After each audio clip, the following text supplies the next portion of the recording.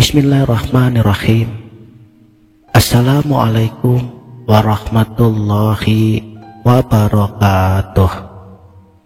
Salam sang sejati.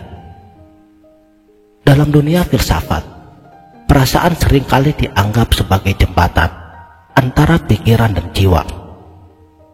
Aristoteles, salah seorang filsuf ternama, beliau percaya bahwa perasaan adalah alat untuk mengenali kebajikan. Menurutnya, emosi yang terkontrol dengan sangat baiknya dapat membawa manusia menuju kebahagiaan yang sesungguhnya, atau yang disebut dengan eudaimonia. Namun ada juga seorang filsuf seperti Descartes yang memandang emosi sebagai tantangan bagi akal.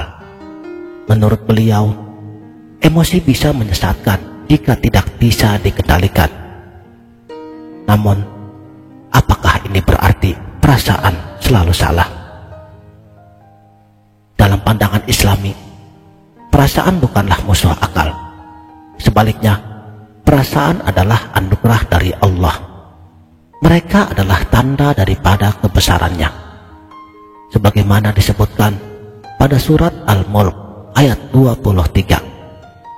Katakanlah, dialah yang menciptakan kamu dan menjadikan bagi kamu pendengaran, penglihatan, dan hati. Tetapi hanya sedikit sekali kamu bersyukur. Jadi, pertanyaannya bukanlah apakah perasaan itu baik ataukah buruk, tetapi bagaimana kita dapat memahami dan mengarahkan mereka untuk membawa kita lebih dekat kepada kebenaran. Secara biologis, perasaan kita adalah hasil daripada reaksi kimia di otak. Ketika kita merasa bahagia, otak melepaskan hormon seperti dopamin dan serotonin. Sebaliknya, ketika kita merasa sedih atau cemas, tubuh kita mengeluarkan kortisol yang membuat kita merasa lelah dan tertekan. Namun, perasaan bukan hanya sekedar kimia.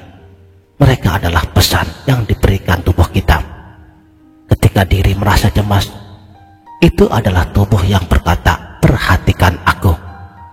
Ketika kita merasa marah, itu adalah perasaan yang mencoba untuk melindungi kita.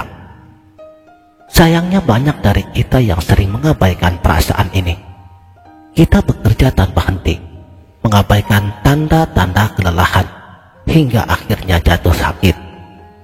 Inilah mengapa Rasulullah Shallallahu Alaihi Wasallam pernah berkata, "Sesungguhnya badanmu memiliki hak atasmu." Jadi, dengarkan tubuh kita, dengarkan perasaan kita.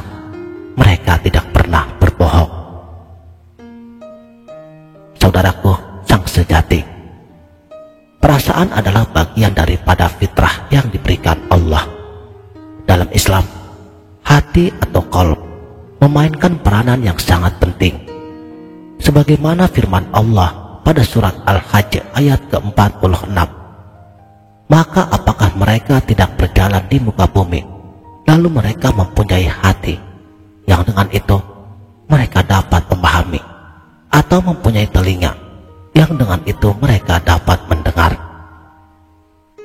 Hati adalah pusat dari perasaan kita, dan jika hati itu bersih, maka seluruh perasaan kita akan terarah.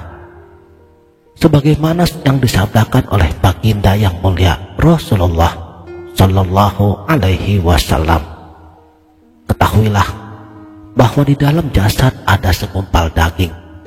Jika ia baik, maka baiklah seluruh jasadnya. Dan jika ia rusak, maka rusak pula seluruh jasadnya. Ketahuilah bahwa segumpal daging itu adalah hati." Jadi, bagaimana kita bisa menjaga hati? Dengan sholat yang khusyuk, karena sholat adalah cara kita berbicara dengan Allah. Dengan zikir, karena dengan mengingat Allah, hati menjadi tentram. Dan dengan berbuat baik kepada sesama, karena kebaikan adalah cerminan dari hati yang sehat. Coba bayangkan, Jika perasaan kita bisa berbicara, mungkin mereka akan berkata, "Mengapa kamu abaikan aku saat aku memintamu untuk beristirahat? Mengapa kamu membiarkan aku tenggelam dalam amarah? Padahal aku hanya ingin kamu belajar untuk bersabar. Aku hanya ingin kamu menjadi versi terbaik dari dirimu sendiri." Perasaan adalah alat, bukan Tuhan. Mereka harusnya membantu kita, bukan menghancurkan kita. Dengarkan suara mereka dan temukan makna di sebalik setiap emosi kita. Karena pada akhirnya, perasaan kita adalah anugerah dari Allah. Mereka adalah pesan-pesan kecil yang membantu kita untuk terus berjalan di jalannya. Jadi, apa yang perasaan kita coba katakan kepada kita akhir-akhir ini? Tulis di kolom komentar, atau mungkin luangkan waktu untuk menuliskannya di jurnal Anda. Dengarkanlah suara hati dan biarkan mereka membawa kita lebih dekat kepada kebahagiaan yang sesungguhnya. Demikianlah. Terima kasih telah menonton.